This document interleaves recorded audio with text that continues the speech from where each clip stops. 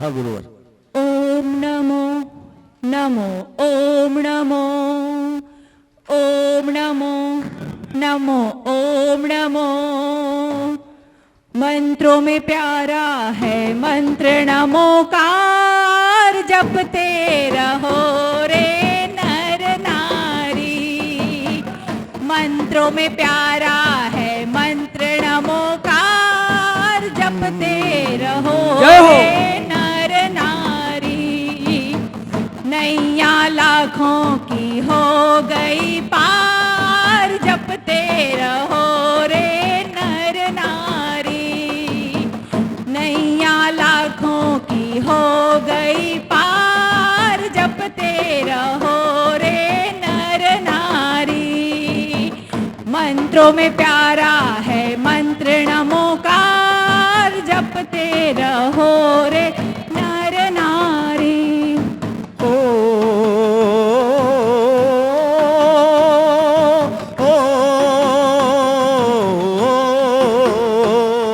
सीता सती ने जब ध्यान किया, महामंत्र का गुणगान किया।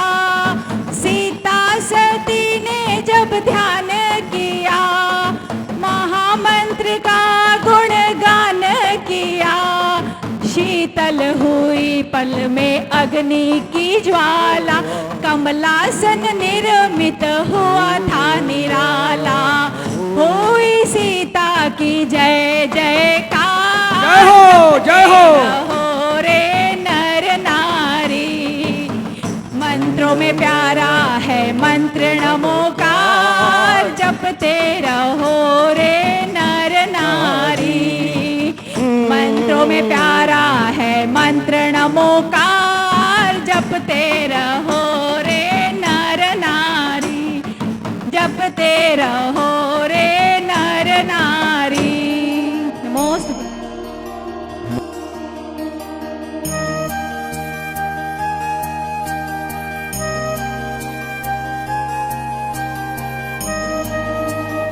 धर्मनगरी खंडवा में चल रहे परम पूज्य श्रमण मुनि श्री 108 विनत सागर जी मुनिराज सत्संग के चातुर्मास के अवसर पर संपन्न हो रही संपूर्ण धार्मिक क्रियाओं के पुण्यार्जक परिवार के पुण्य की कोटि कोटि अनुमोदना। ओम नमो अरिहंताणम्। ओम नमो अरिहंताणम्। ओम नमो सिद्धाणम्। ओम नमो सीधानम्। ओम नमो आयर्याणम्। ओम नमो आयर्याणम्। ओम नमो वज्रायाणम्। ओम नमो वज्रायाणम्। ओम नमो लोहे सवशाहुणम्। ओम नमो लोहे सवसाहुणम्। ओम नमो लोहे सवशाहुणम्। ओम नमो लोहे सवसाहुणम्। सम्यक तु की लहर हो, चारित्र की निशानी। तुम धर्म के समंदर, निर्मल है तेरी वाणी। दरिया सा दिल तुम्हारा, मुझको पिला दो पानी। मुझको नहीं दिखा है गुरु तुम जैसा ज्ञानी। दुनिया में सिद्ध गुरुवर तेरी अमर कहानी। दुनिया में सिद्ध गुरुवर तेरी अमर कहानी। मेरा है कोरा जीवन लिख दो अमर कहानी। मेरा है कोरा जीवन लिख दो अमर कहानी। जय बोलिए अनंतान सिद्ध परमेष्टि भगवान की जय हो। प्रथम तीर्थ श्री ऋषभनाथ भगवान की जय हो। देवाई देविक चिंतामणि पार्श्वनाथ भगवान की जय हो। धर्म तीर्थ शास्त्र नायक अंतिम तीर्थंकर भगवान महावीर स्वामी की जय हो। परम पूज्य आचार्य भगवंत गुरु श्री कुंद कुंद स्वामी की जय हो। आचार्य भगवंत गुरु श्री वृक्ष सागर जी गुरुदेव की जय हो। उच्चारणाचार्य 108 श्री विनम्र सागर जी गुरुदेव की जय हो। अहिंसामयी जैन धर्म की जय हो।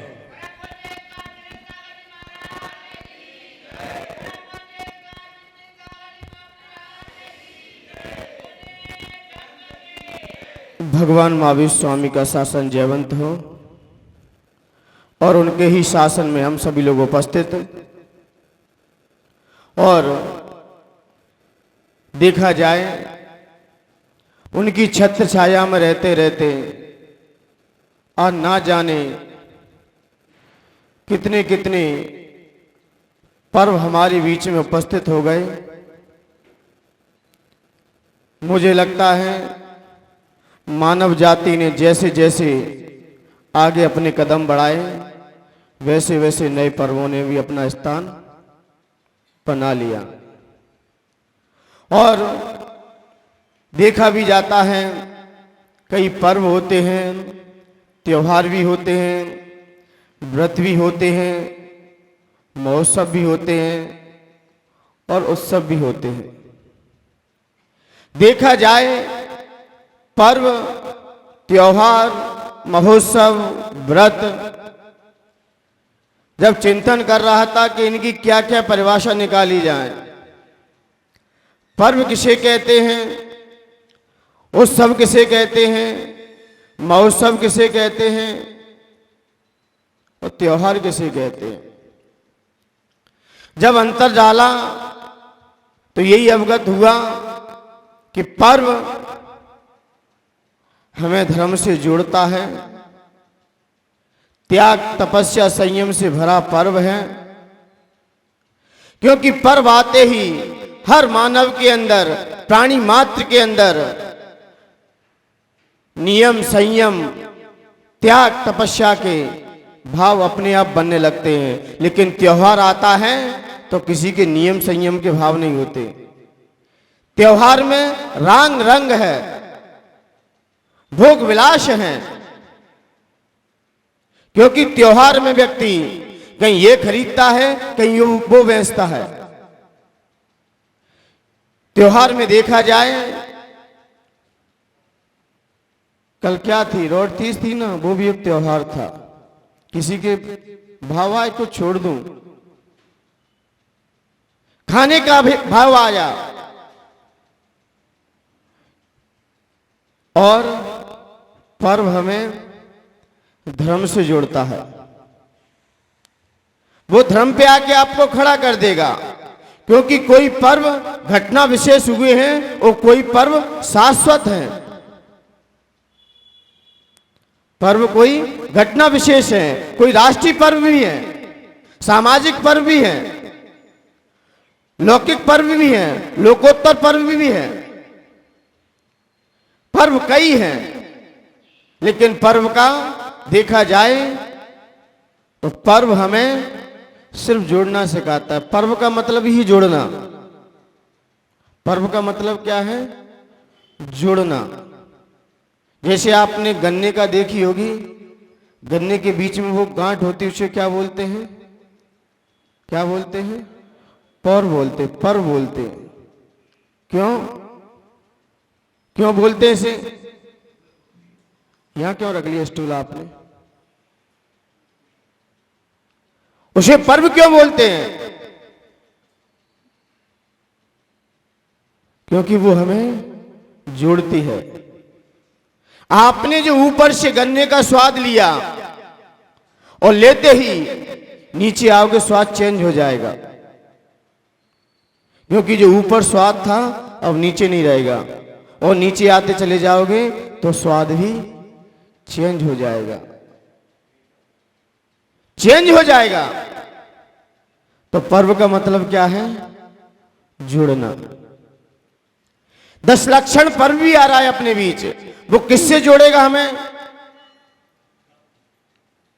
किससे जोड़ेगा? क्योंकि जो 49 दिन तक हमारे बीच में अंतर पड़ा रहा जीवों से। बल्कि 49 दिन तो छोड़ो, मुझे लगता है 21 वर्ष और ले लो साथ में, क्योंकि 21 वर्ष तक की कोई धर्म ही नहीं कर रहा था। पूरा षष्ठम काल और 49 दिन अलग, शायद उसमें ही जुड़ जाएंगे 49, पूरा 21,000 वर्ष तक, क्योंकि यह प्रलय काल सिर्फ छठे काल के अंत में ही होता है। बाकी प्रथम काल, द्वितीय काल, तृतीय काल, चतुर्थ काल और पंचम काल, इसमें प्रलय नहीं होगी। प्रलय होगी षष्ठम काल में जाके होगी, उसका नाम है दुखमा दुखमा काल।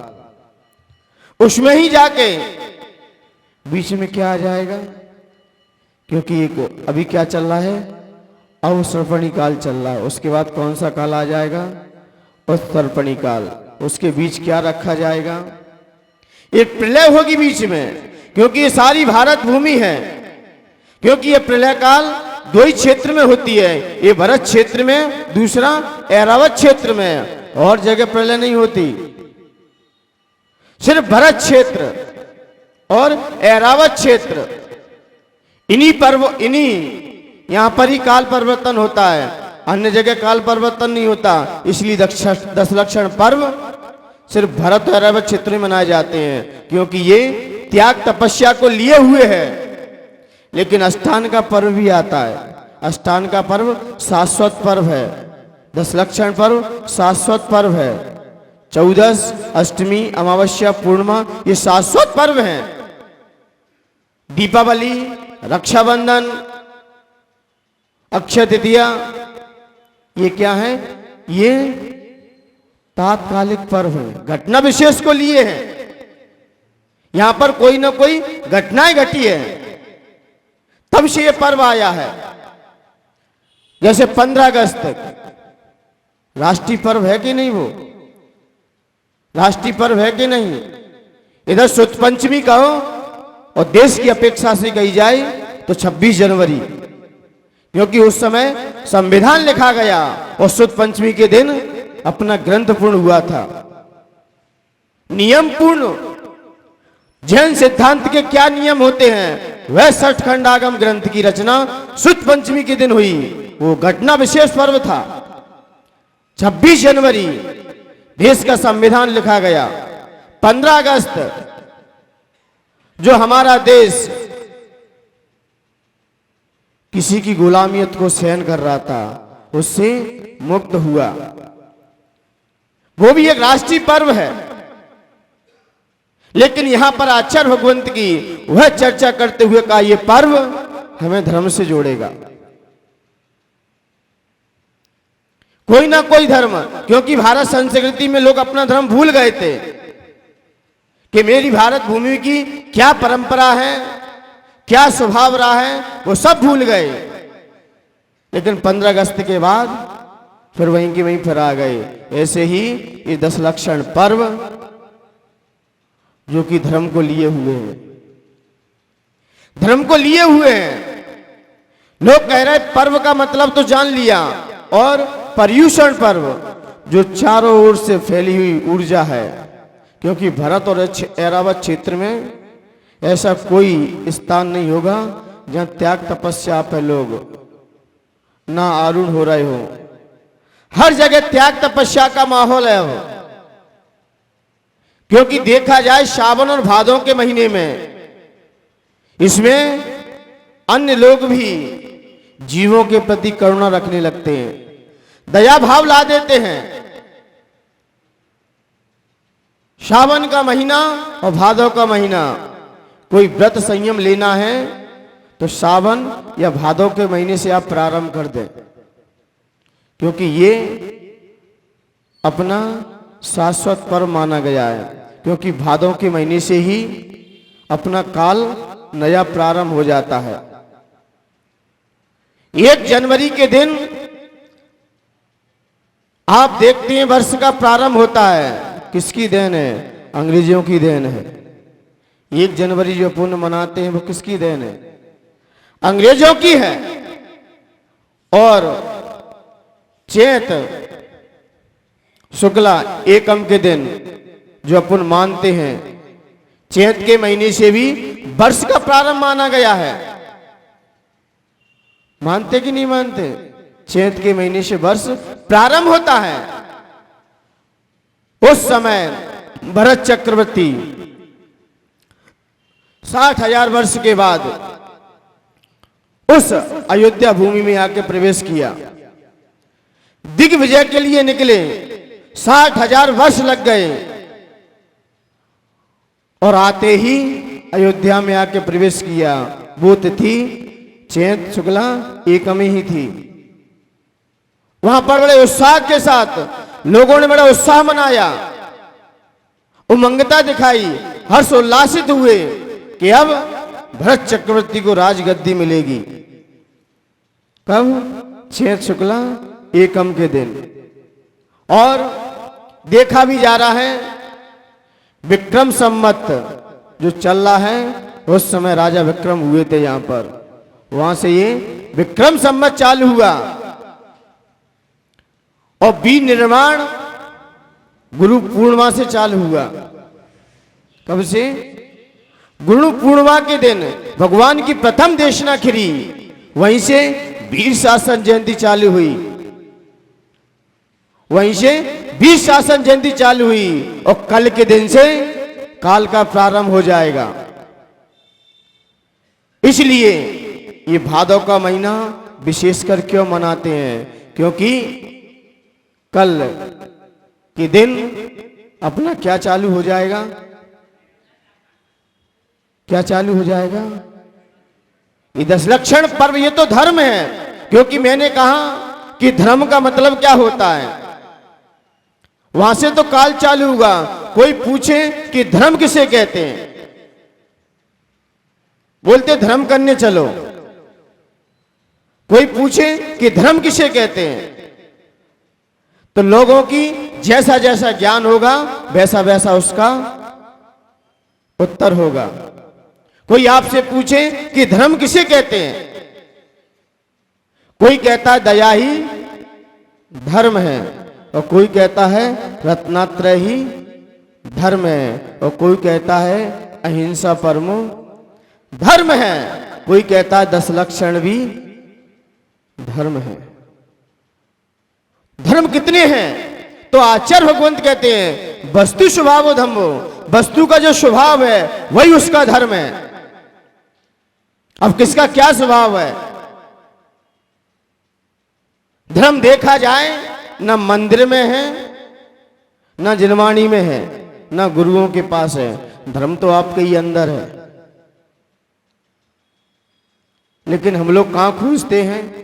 कहीं मंदिरों में, कहीं गुरुओं के पास, और कहीं भगवान के पास।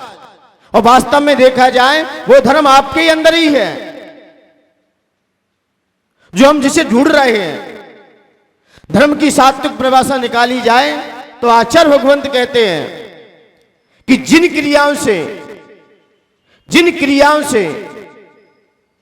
जिन कार्य से हमारे परिणामों की विशुद्धि बने, परिणामों की निर्मलता बने, वही धर्म है। जिन क्रियाओं से और जिन कार्य से हमारे परिणामों की विशुद्धि बढ़ती हुई हो, परिणामों की निर्मलता हो, वही धर्म है। ये तो धर्म के लक्षण हैं। 10 लक्षण कहते भी हो, किसके हैं? धर्म के ही हैं। लक्षण क्यों कहा? क्योंकि लक्षण के बिना व्यक्ति लक्ष्य को प्राप्त नहीं कर सकता। लक्षण के बिना व्यक्ति अपने लक्ष्य को प्राप्त नहीं कर सकता। इसलिए ये 10 लक्षण धर्म है, क्योंकि इसमें क्या है? जीव अपने लक्ष्य को प्राप्त करे।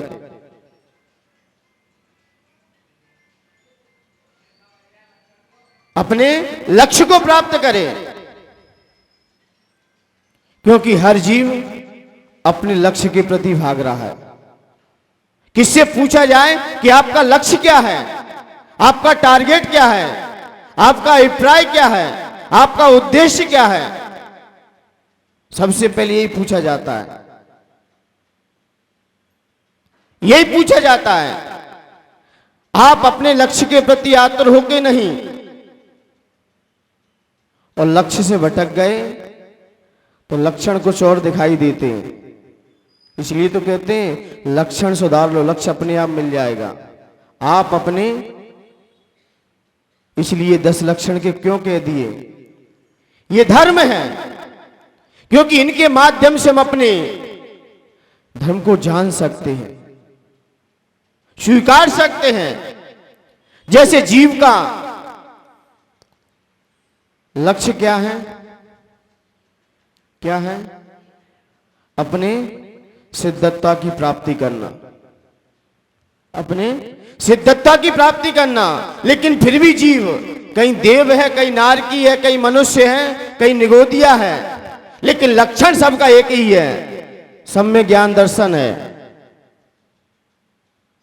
जीव कहीं भी चला जाए लेकिन लक्षण से जुदा नहीं होगा अपने से। जीव का लक्षण है देखना और जानना, ज्ञान और दर्शन उसका लक्षण है। जीव कहीं भी रहे, चाहे देव पर्याय में जाए, चाहे सिद्धालय में पहुंचे, चाहे निगोदिया में जाए, कहीं भी जीव जाए, जैसा जिसका भाव था वही लक्ष्य उसके हाथ में आ गया।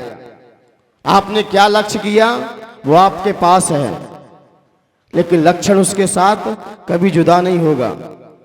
जीव का लक्षण क्या है? जानना देखना। तुम कहीं भी जाओ लेकिन जानना देखना नहीं भूल सकता।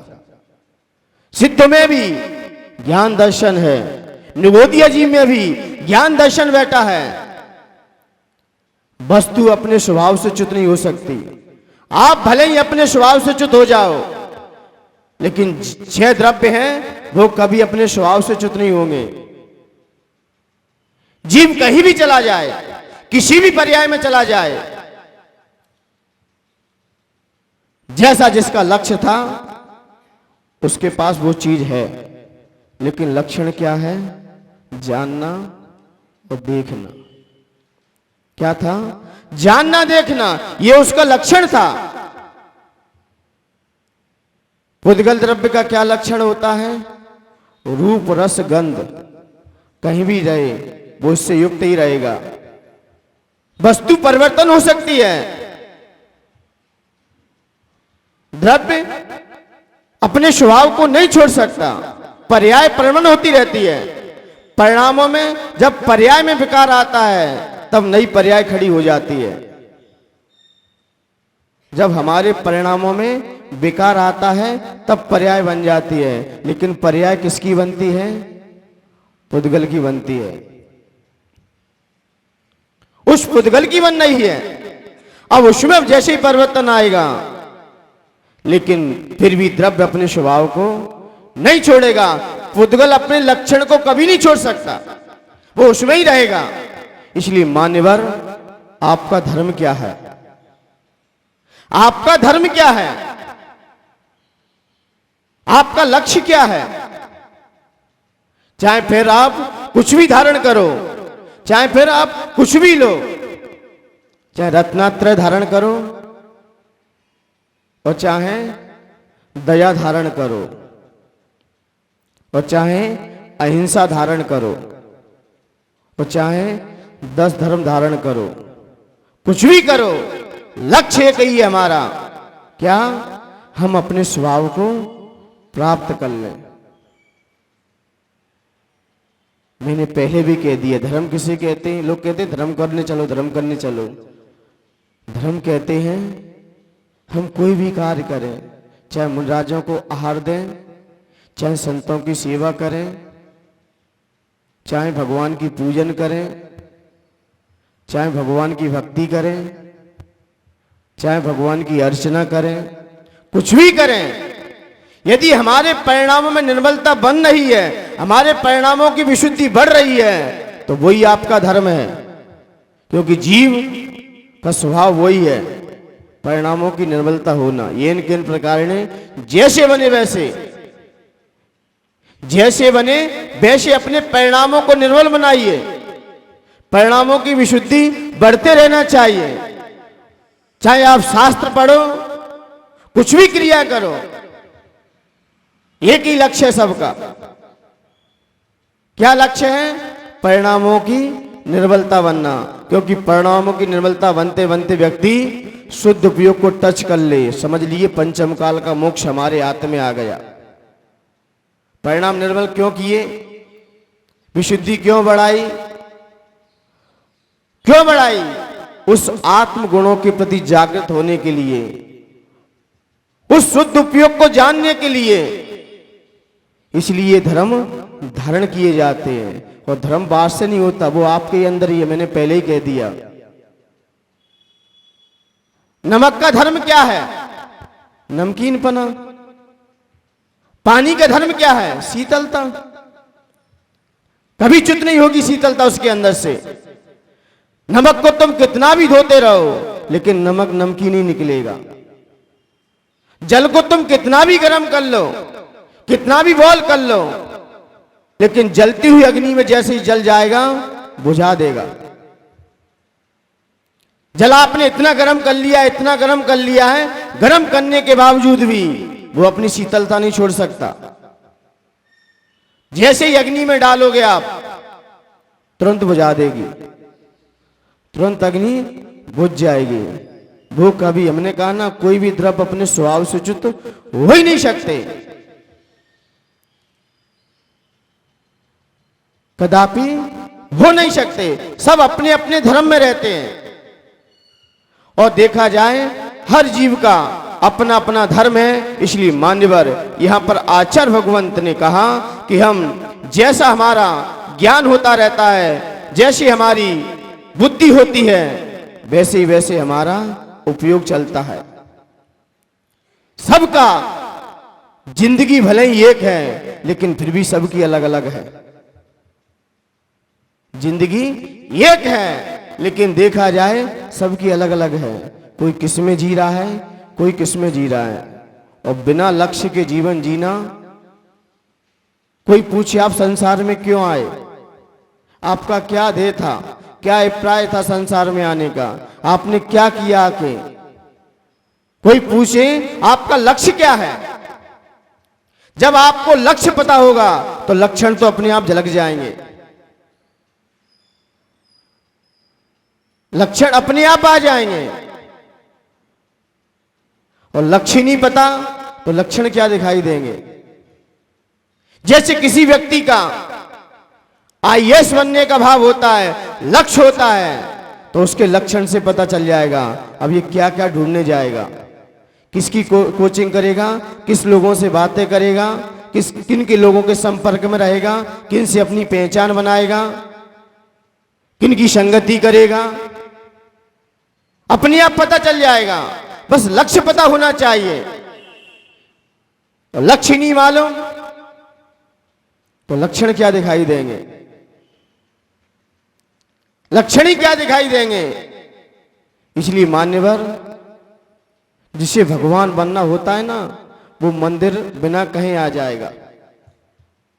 उससे कोई नहीं कहेगा कि तुम मंदिर जाओ। जिसके अंदर भगवत्ता जग जाए अंदर से। लोग कहते हैं कि मन में ही क्या है, मंदिर है, भगवान तो मेरे अंदर है। मान्यवर, अंदर तो भगवान है, वो सबके ही है। जैसे धर्म भी सबके अंदर है। और फिर भी हम मंदिर क्यों आते हैं, क्यों गुरुओं के पास जाते हैं, क्यों जाते हैं? क्योंकि यहां से हमारी प्रगति होगी, यहां से हमारा प्रैक्टिकल होता हुआ दिखाई देगा, यहां से हमारे चेतना के प्रति और प्यास बढ़ जाएगी।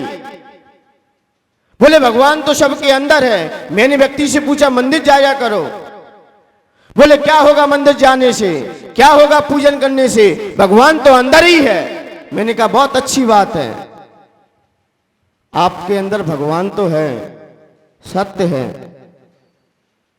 लेकिन मैं पूछूं आपसे? बोले पूछना। मैंने कहा आपकी गर्लफ्रेंड भी होगी, वो भी कहाँ है, अंदर है कि नहीं? फिर मिलने क्यों जाते हो, मिलने क्यों जाते हो आप? क्योंकि अंदर है ना वो, अंदर रखो उसे। जैसे भगवान अंदर है, जैसे वो भी अंदर है, फिर उसके पास क्यों जाते हो? क्या करने जाते हो? वहां दिमाग नहीं चलता, सिर्फ यहां कहते भगवान तो हमारे अंदर है। और परवानंद भी तो अंदर है, फिर भी हम क्यों मिलते हैं उनसे, क्यों मुलाकात करते हो? इसलिए मंदिर वो आपकी आत्मा का परिचय करा देता है कि आपके अंदर क्या प्यास है, अंदर का किसी को नहीं मालूम। इसलिए मंदिर जाया नहीं जा मंदिर किसी को भेजो, मत भेजना किसी को। जिसके अंदर भगवान बनने का भाव आ जाए वो अपने आप मंदिर दौड़ जाएगा, वो अपने आप गुरुओं के पास पहुंच जाएगा। यदि भगवान बनने का भाव है उसके अंदर, जैसे किसी को भूख लगती है तो कहां लगती है भूख? अंदर लगती है। किचन में कौन दौड़ जाता है? कौन घर में घुसता है? कौन कहता है कि आप घर में जाओ? घर तो आपके अंदर है ना, भूख तो आपके अंदर है ना, फिर घर में क्यों घुस रहे हो? जैसे भगवान आपके अंदर है। इसलिए शब्दों को बड़ा हिसाब से रखो। ये कहना तो सरल है, भगवान तो घट घट में है, घट घट में है। जब भूख लगती है तो व्यक्ति अपने आप किचन में पहुंच जाता है, कोई नहीं कहता उससे, अपने आप जाएगा। जिसको पैसे कमाने की ललक होती है तो अपने आप दुकान पर दौड़ जाएगा। ऐसे ही जिस व्यक्ति के अंदर अपने स्वभाव को पाने का भाव आ जाए वो अपने आप गुरुओं के पास आ जाएगा, अपने आप मंदिर चला जाएगा। उससे कोई नहीं कहेगा कि आप मंदिर जाओ या गुरुओं के पास जाओ या स्वाध्याय करो, कोई कहने की आवश्यकता नहीं है जब तक उसके अंदर प्यास नहीं जगी है। और आप भेज भी रहे हो तो मजबूरी में जाएगा वो। मंदिर आदि भेज भी रहे हो, इसलिए मंदिर मैं ये नहीं कह रहा हूं भेजना नहीं चाहिए, लेकिन आप के अंदर जैसे ही प्यास जगेगी तो आप अपने भगवान के स्वरूप को भी हम आज नहीं तो कल जरूर एक ना एक दिन जान ही लेंगे। जब तक हमारे अंदर भगवत्ता के बनने के भाव ना हो तब तक आपको प्रतिमा में प्रतिभावान कभी नहीं दिखाई दे सकता। सिर्फ बात से दिखाई देगी, तस्वीर दिखाई दे सकती है, लेकिन उसकी तासीर नहीं दिखाई दे सकती। तासीर जब ही दिखाई देगी आपके अंदर जब हम स्वयं भगवान बनने का भाव रखें, तभी हमें उसमें तासीर नजर आएगी, तभी हमें उनके गुण नजर आएंगे। और जब तक आपके अंदर भगवत्ता बनने के भाव नहीं है, लोग व्रत करते हैं, संयम लेते हैं, क्यों लिया आपने? क्या लक्ष्य है आपका? क्या टारगेट है? क्यों आप गुरुओं के पास जाते हो? क्यों भगवान की आराधना करते हो? क्यों स्वाध्याय करते हो? क्यों आपने व्रत रखा? क्यों नियम लिया? क्यों संयम लिया आपने? जब तक आपको इसका नॉलेज नहीं है, ज्ञान नहीं है, वो जाते तो हम भी जाते हैं। कहीं देखी ना रोड तीज को सुगंध दशमी आती, मुख सप्तमी आती है, कई लोग उसमें बालिकाएं महिलाएं सब उपास करती हैं। उनसे पूछे क्यों कर रहे हैं? बोले उन्होंने किए तो हमने किए, उन्होंने किए तो हमने किए। अरे धर्म कोई खिलवाड़ नहीं है। अपना जैन धर्म है ना, जो वो बांझ नहीं है, इसे बांझ मत समझ लेना, कोई ना कोई फल दे के जाएगा। बांझ नहीं है अपना धर्म, कैसे भी करोगे फल तो आएगा, सामने आएगा, निकलेगा सामने। लेकिन हमारा लक्ष्य क्या है? लक्ष्य क्या है? जहां सोना बनता है ना, जहां पर सोना आता है और जहां पर सोना तपाया जाता है, उसको तुम बनते हुए देख लो। बस वहां खड़े हो जाना, आपको मिट्टी जो हाथ में दी जाएगी वहां पर रखी होगी, लेकिन आपको देखने में कैसी लगेगी? बहुत बेकार है, बहुत बेकार है। इसका क्या प्रयोग होगा? इसका क्या सदुपयोग होगा? लेकिन उसकी कीमत वो ही जानता है, वहां जोरी बैठा है। जब उसी मिट्टी में 16 ताप दिए जाएंगे ना, तो सोना भी 24 कैरेट में पहुंचेगा जाके। कैसा? 16 ताप दिए जाएंगे। आज तो वो देखने में आपको बड़ा मिट्टी लग रहा था, विवश नजर आ रहा था, लेकिन जैसे ही उसे अग्नि पर जाके तपाया जाएगा, कितने ताप दिए जाते हैं? 16 ताप दिए जाते हैं। और तब कहीं जाके 24 कैरेट का जाके सोना निखर के आता है। ऐसे ही मान्यवर ये शरीर है, काना फोड़ा पड़ा हाथ में, चूसे तो रोग है। अब इसे कहां डाल दो? धर्म की भूमि में जाके डाल दो, इसे धर्म की भूमि में डाल दो। और वह 16 कारण की भावनाओं को भाव। और भरत क्षेत्र में भी तीर्थंकर कितने होते हैं? 24 ही होते हैं। जब तक कोई 16 कारण की भावना नहीं भाएगा, तब तक उसका 24 तीर्थंकर में नाम भी नहीं आएगा। आएगा यही जीव जाएगा, भले ही दिखने में कैसा भी लगे, कैसा भी दिखाई दे। इसलिए 10 लक्षण पर्व ये तप के दिन है। यहां पर त्याग तपस्या से भरा पर्व है। इसलिए मान्यवर यहां पर ये पर्व की चर्चा है, ये धर्म की चर्चा है, ये लक्षण की चर्चा है, ये लक्ष्य की चर्चा है। इन सब पर जब तक हमारा विचार नहीं होगा, तब तक आप कितने भी पर्व आएंगे आपके बीच और आप वहीं के वहीं खड़े रह जाओगे। आप वहीं के वहीं खड़े रह जाओगे। जब एक व्यक्ति ने रात्रि में चोरी की और चोरी करके सामान को बांधने लगा, और बांधते ही पहले अधिकांश चोर आते थे तो नाव से आते थे। नाव डाली और डालकर जैसे ही सुबह रात्रि में 12 बजे और 1 बजे तक चोरी की, और चोरी करने के बाद उसने सारा सामान कहां रखा? नाव में रखा और नाव को खेने लगा। और सुबह हो गई, जब देखा कि नाव वहीं की वहीं खड़ी है। जब देखा सुबह हुआ तो नाव वहीं की वहीं खड़ी है। 3 बज गए, 4 बज गए, 5 बज गए। जैसे ही सूर्योदय हुआ, उसने देखा कि मैं तो कब से नाव खे रहा हूं और मैं तो यहीं का यहीं खड़ा हूं। कहां खड़ा हूं? मैं तो यहीं खड़ा हूं, अभी तक आगे नहीं बढ़ा। और सामान तो बांध लिया हमने, अब ले जाने वाला है। लेकिन देखा, बोले गलती कर गया। बोले क्या? जो नाव बांधी थी खूंटे से खोल नहीं पाया, बस। समझ रहे हैं ना? नाव किस खूंटे से बंधी है उसको हम खोल नहीं पाए और हम खेते रहे। किसको? नाव को खेते ही रहे, पतवार लगाते ही रहे उसमें, और नाव सुबह हुई वही की वही खड़ी दिखाई दी। मान्यवर ये स्थिति हम लोगों की तो नहीं है कि हम नाव को तो बहुत खे रहे हैं, और गांठ को खोला है कि नहीं खोला अभी तक? जब तक अंदर की गांठ नहीं खुलेगी, वहां तो औपचारिकता से गांठ बांधी गई थी। वो दुर्घटना घटी थी ना, वो 7-7 की, वहां तो उपचार से बांधी गई थी। लेकिन अब वो ऐसी बंधी है, भले ही दिख नहीं रही है, लेकिन गांठ बहुत मजबूत है। और जब तक गांठ मजबूत रहेगी, मैं ये नहीं कह रहा हूं कि घर छोड़ो, परिवार छोड़ो, अपने बीवी बच्चे छोड़ो, दुकान छोड़ो, मकान छोड़ो, कोई छोड़ने की आवश्यकता नहीं है। बस इनसे अपना मुख मोड़ लो। क्या मोड़ लो? मुख मोड़ लो। अपने यहां छोड़ने का सिस्टम नहीं है, अपने यहां तो उससे मुख मोड़ने का सिस्टम रहता है।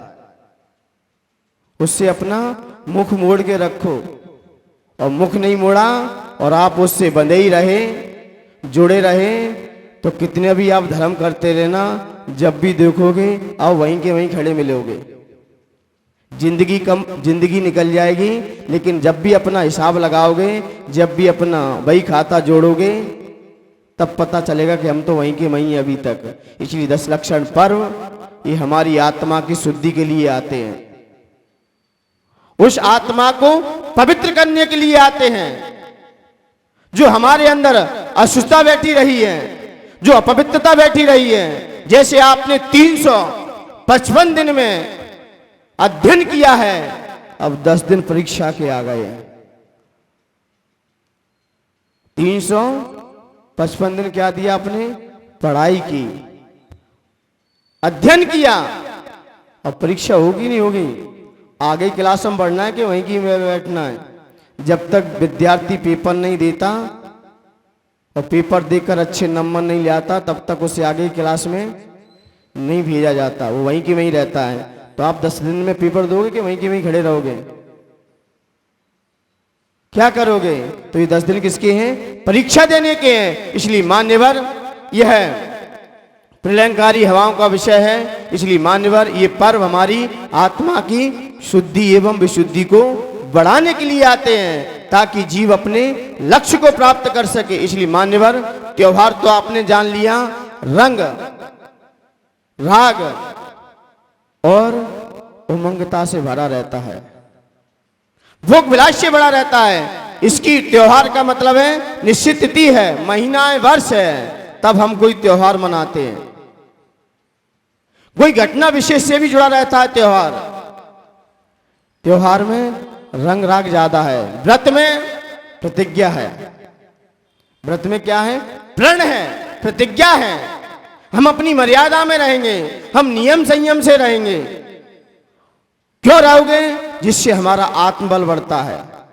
व्रत करने से व्यक्ति के अंदर तार्किक शक्ति बढ़ती है, आत्मबल बढ़ता है, संकल्प शक्ति बढ़ती है और कार्य शीघ्र सिद्ध हो जाता है।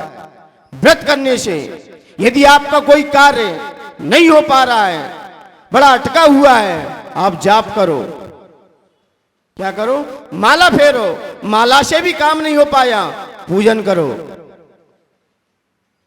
पूजन करो। पूजन से भी कार्य नहीं हुआ तो आचार्य भगवंत कहते हैं कोई विधान रचाओ। यदि विधान से भी कार्य सिद्ध नहीं हुआ आपका तो मान्यवर फिर आचार्य भगवंत कहते हैं क्या करो? क्या करो? भक्ति करो। अब जिनेंद्र भगवान की क्या करो? भक्ति करो, क्योंकि हमने विधान तो बहुत कर लिया, अब क्या करो? भक्ति करो। अरे भक्ति से भी कार्य सिद्ध नहीं हुआ तो आचार्य भगवंत करते हैं व्रत ले लो, संयम ले लो, क्योंकि व्रत संयम के माध्यम से ही हर कार्य सिद्ध हुआ है। कल मैं चिंतन कर रहा था, एक विचार आया था कि जितने भी व्रत लिए हैं कोई ना कोई किसी पे संकट आया है, चाहे मैना सुंदरी हो, जितने भी सतियां हो, जितने भी राजा महाराजा रहे हैं, कहीं ना कहीं संकट आया तो मुराज ने कोई ना कोई उन्हें व्रत दिया है, और व्रत दिया है तो कार्य की सिद्धि भी हुई है। लेकिन विशेषता तो इस बात की है ना, हम लोग जरा ओवर ज्यादा चल जाते कभी कभार। वो कैसे? इस तरह से आप जब बीमार होते हैं ना, माना कि आप अस्वस्थ हो गए तो डॉक्टर के पास अपना इलाज कराने जाओगे तो डॉक्टर अपने अनुसार दवाई देगा कि आपके अनुसार देगा दवाई? डॉक्टर अपने अनुसार ही दवाई देगा कि आपको कौन सी बीमारी है, क्या इस पे दवाई लगेगी, क्या उस पे हमें उपचार कर सकते हैं। आपको तो सिर्फ खानी है। क्या करना है? खानी है। ऐसे जिन पे संकट आया वो मुनराज के चरणों में गए और मुनराज से निवेदन किया कि भगवान मेरे ऊपर ये आपदा आ चुकी है, आप मेरी इस आपदा को निवारण करने का प्रयास करो। तब मुनराज ने जाके उन्हें व्रत दिया है, और हम लोग पहले से ही हम ये व्रत करेंगे, हम पहले से पहुंचते हैं, हमें ये व्रत करना है। क्यों करना है? कौन सी बीमारी है आपको? क्यों करना है? आप तो गुरु के पास जाओ और गुरु से कहो भगवान बस मेरा ये कार्य रखा है, बस मेरे कार्य की सिद्धि हो जाए। तो गुरु महाराज अपने विचार करके फिर आपको व्रतों से आरोपण करेंगे, और आप पहले से अपनी डिमांड लेके पहुंच गए। डॉक्टर मरीज क्या ये कहता है मुझे ये दवाई दे दो? कभी कहा है मरीज ने कि मुझे ये दवाई दे दो? डॉक्टर कहता पहले चेकअप कराओ पूरा, उसके बाद दवाई तो बाद में दी जाएगी। गुरु महाराज के पास से गए कि नहीं गए कि मुझे ये व्रत चाहिए? कुछ नहीं भगवान, बस मुझे अपने कार्य की सिद्धि करनी है, आपको जैसा उचित लगे हम वो करने के लिए तैयार हैं। मैना सुंदरी ने कहा कि मैं सिद्ध चक्र विधान करूंगी। किसने कहा? किसने कहा? धूप दशमी का व्रत करने के लिए क्या वो स्वयं गई थी क्या? मुनिराज ने व्रत दिया था। आप तो उनके पास अपनी अर्जी लगाओ फिर तो पंच परमेष्ठी की जो मर्जी होगी वो चलेगा। और आप पहले से पहुंचोगे तो फिर हम कह नहीं सकते कि आप अपने लक्ष्य को प्राप्त कर लें। आप अपने कार्य में सफल हो पाओ, क्योंकि सफलता उसके आशीर्वाद से होगी, उसकी अनुकंपा से होगी। और अधिकांश देखा जाए हमें ये व्रत करने वो व्रत करने, आप कुछ व्रत मत करो। आपको व्रत करने तो आप अपनी बस शक्ति बता दो, भगवान मेरा आज व्रत करने का भाव है, फिर आपको जो उचित लगे वो व्रत को मैं स्वीकार करूंगा। जो आपको उचित लगे आप अपनी उस शक्ति बता दो, और आप उन गुरुदेव के मुखारबिंद से जो आपको व्रत संयम मिलेगा, वो व्रत संयम उनकी ऊर्जा से मिलेगा। क्योंकि उनका जब जब तुम व्रत करोगे तब तब तुम्हें गुरु महाराज याद आते रहेंगे, मुनिराज याद आते रहेंगे।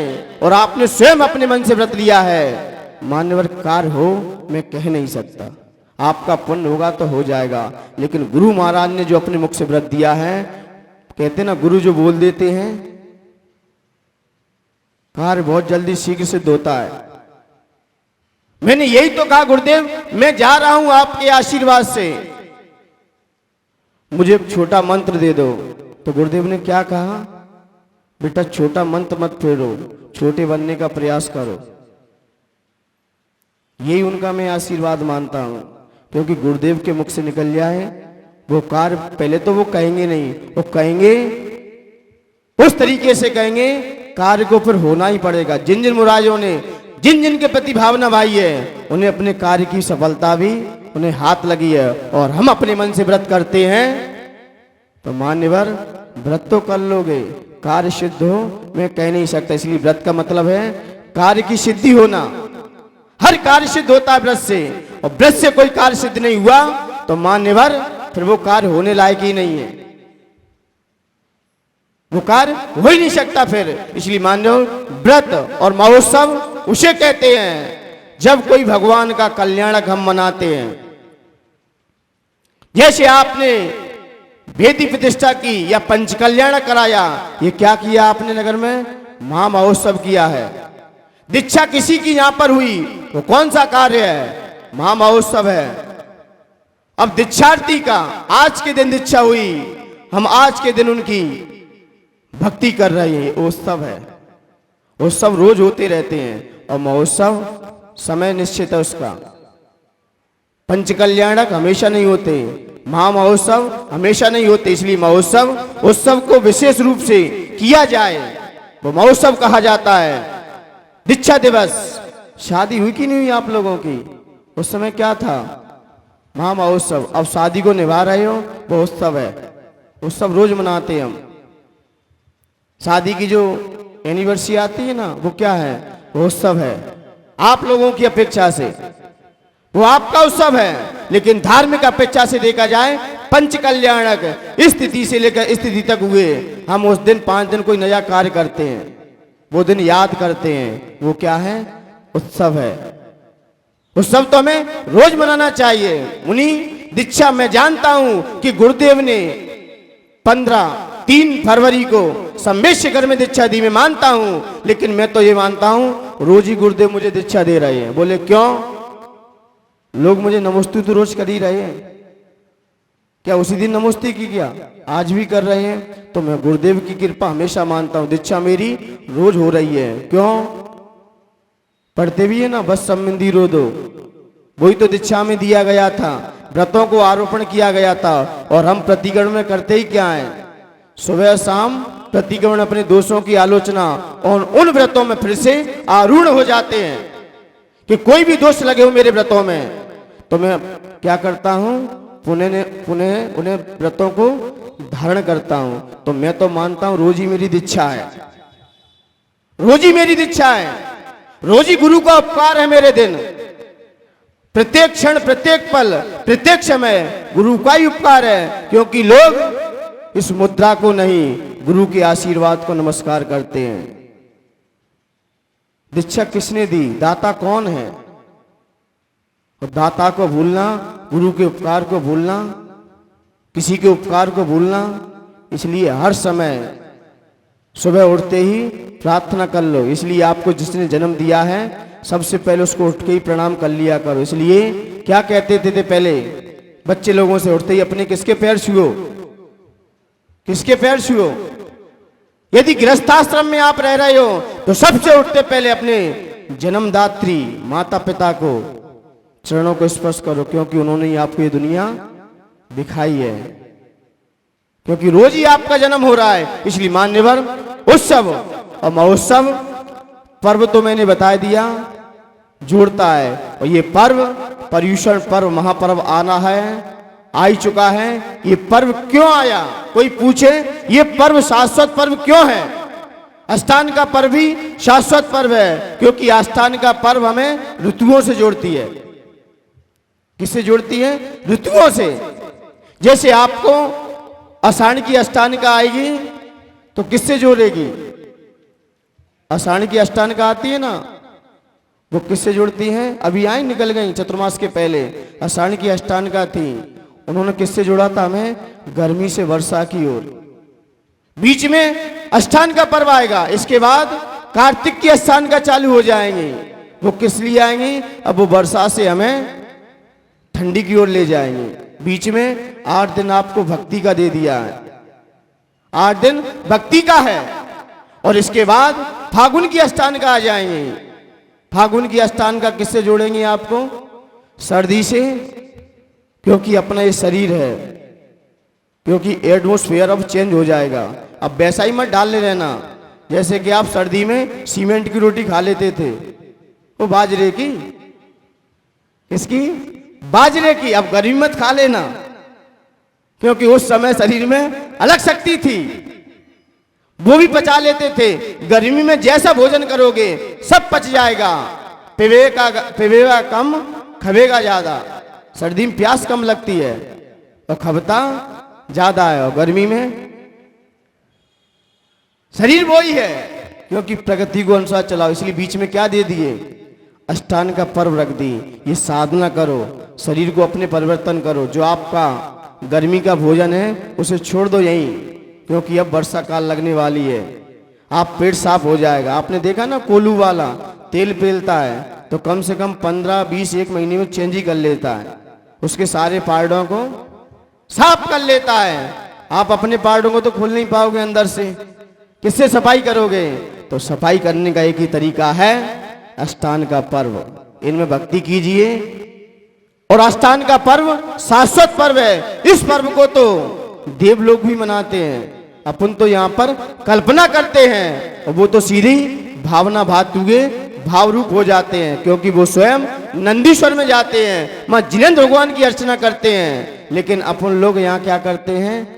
भावना बाते, नंदीश्वर की यहीं स्थापना करते हैं और यहीं से भावना बाते हैं। क्यों? वो अष्टान का पर्व ऋतु चेंज पर्व है, शाश्वत है, भक्ति से भरा पर्व है।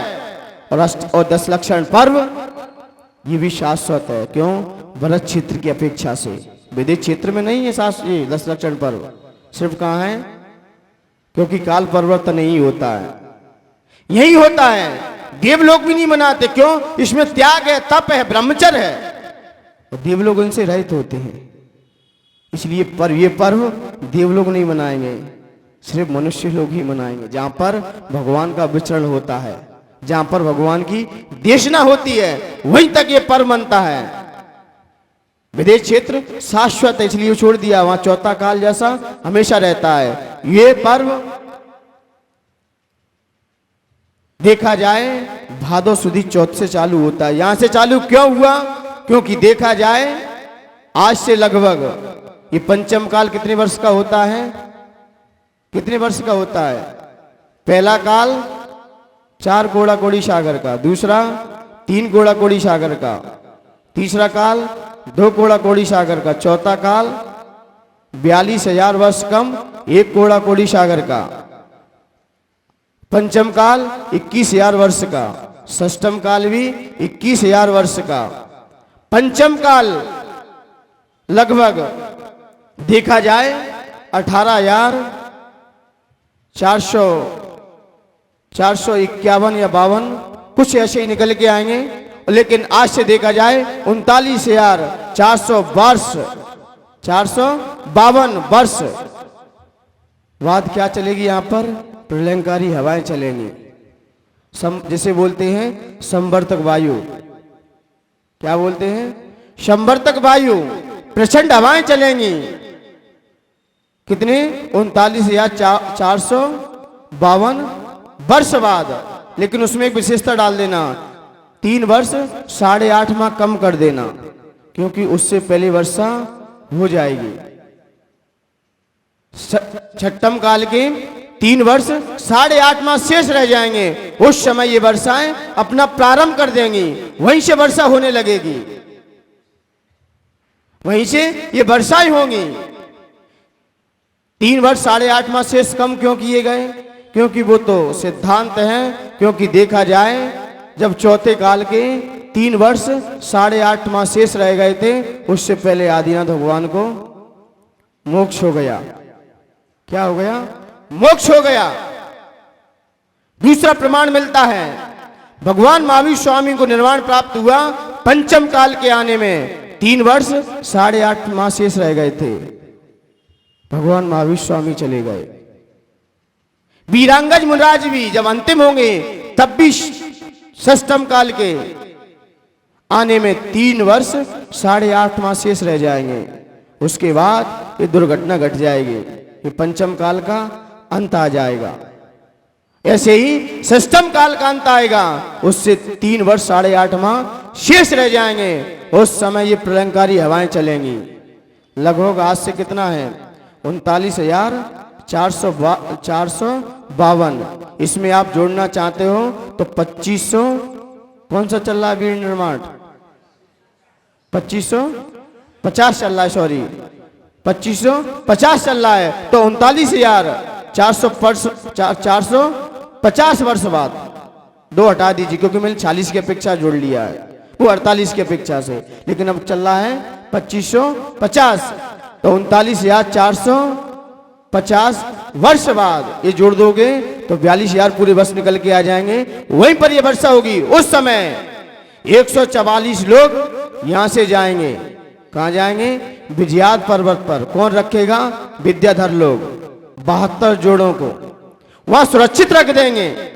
और वर्षा जेठ कृष्णा द्वादशी से प्रारंभ होगी। कब से?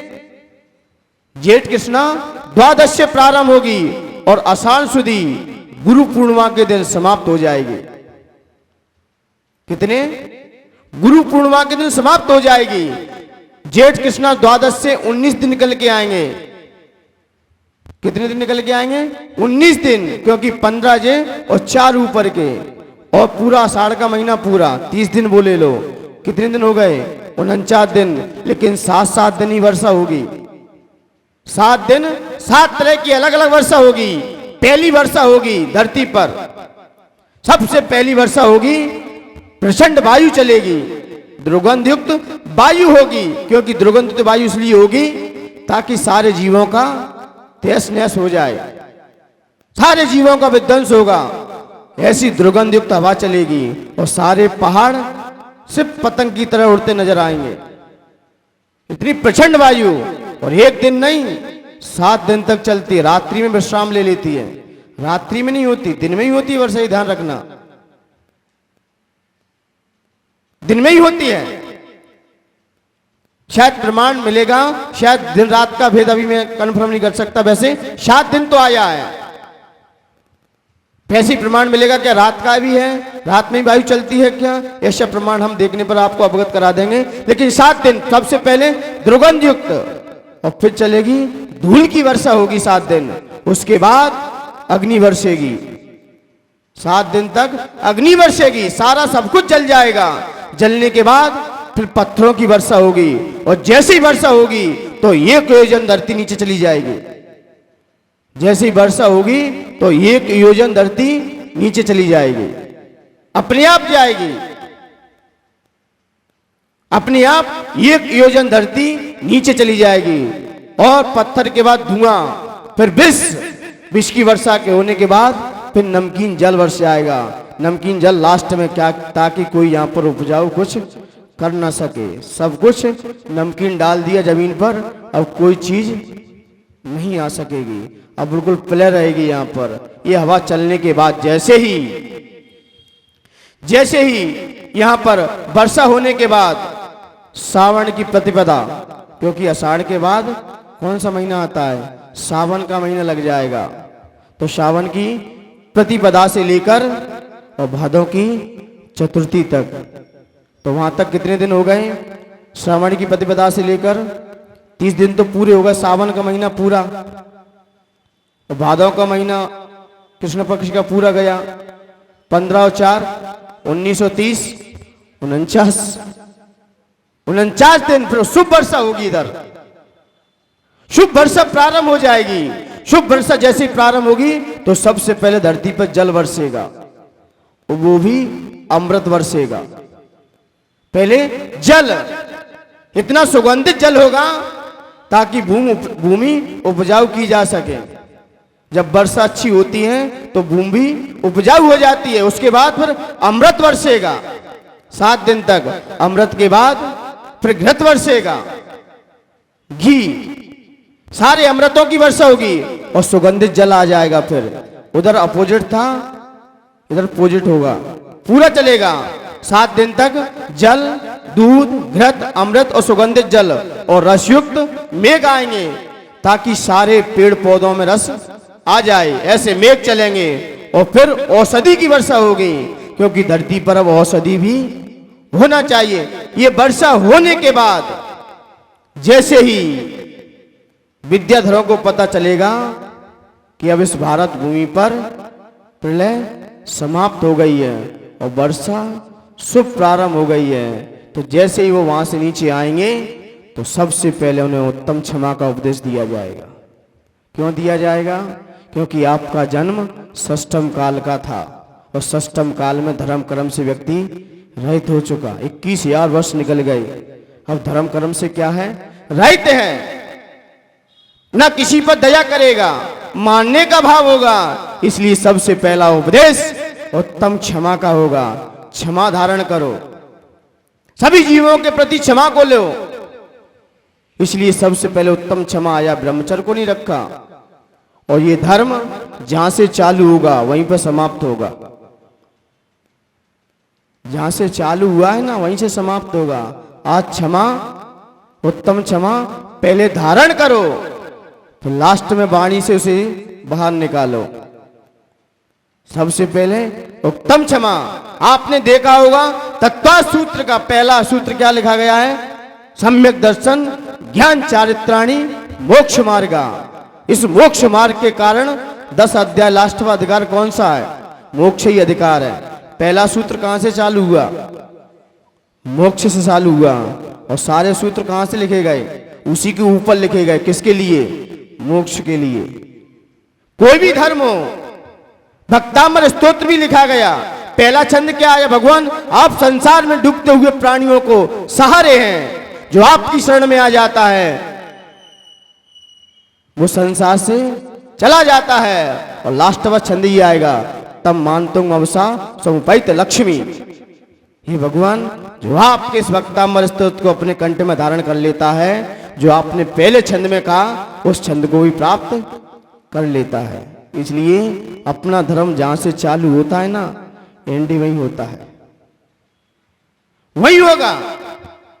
ऐसे ही उत्तम क्षमा से अपना धर्म चालू होगा। सबसे पहला उपदेश उत्तम क्षमा का मिलेगा।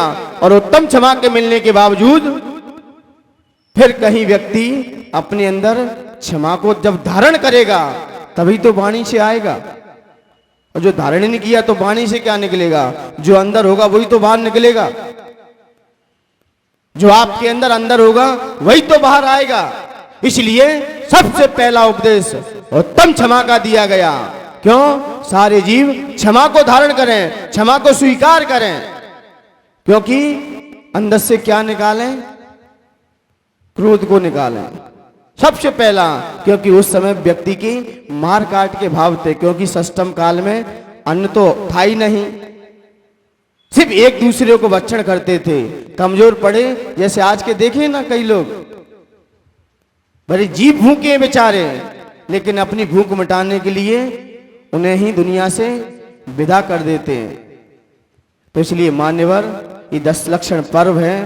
आप भी अपने स्वरूप को जानने का प्रयास करो, सारे जीवों पर दया करो। इस समय इसलिए कहा जाता है कि 10 दिन तक कम से कम हम चाय तो छोड़ ही दें। जो हमारी आत्मा तड़प रही है बेचारी, आत्मा की वेदना को समझो, उस आत्मा को भी समझो वो क्या कह रही है। ये विषय भोग जितने भोगोगे ना, आत्मा उतनी रोगी, उतनी संसार में रोगी आके।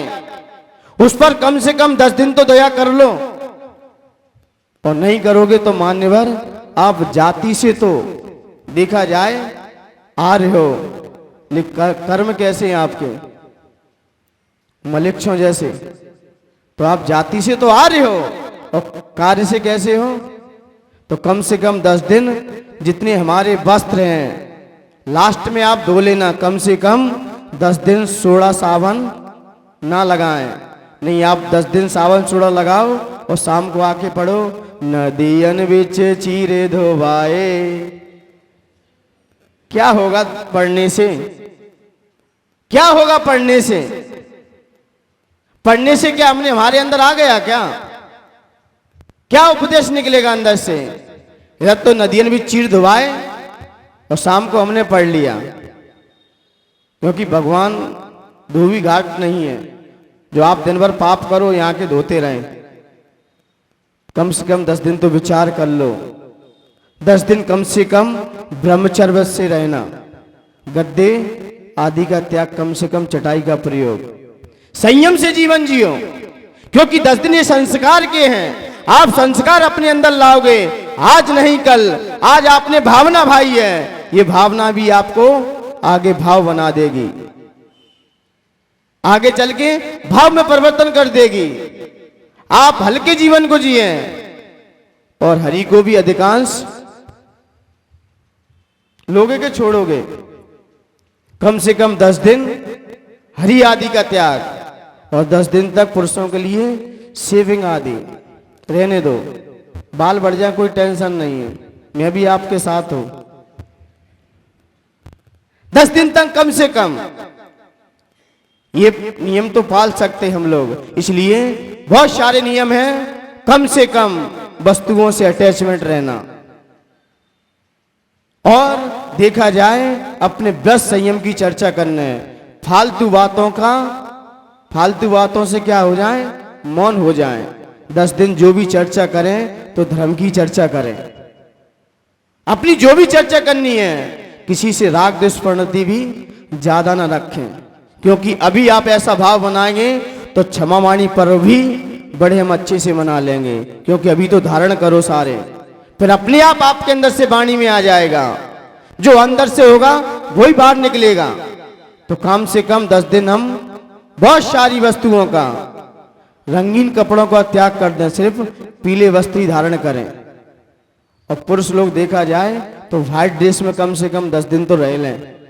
अरे वैसे ना रह पाए तो कम से कम जिनेंद्र भगवान की पूजन तो वस्त्र कैसे होना चाहिए, व्हाइट। अब रंगीन नहीं चाहिए, रंगीन बाद में निकाल लेना।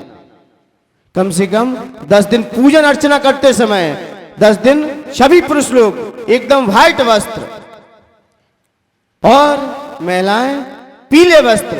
क्योंकि ड्रेस से भी हमारे परिणामों में परिवर्तन आता है।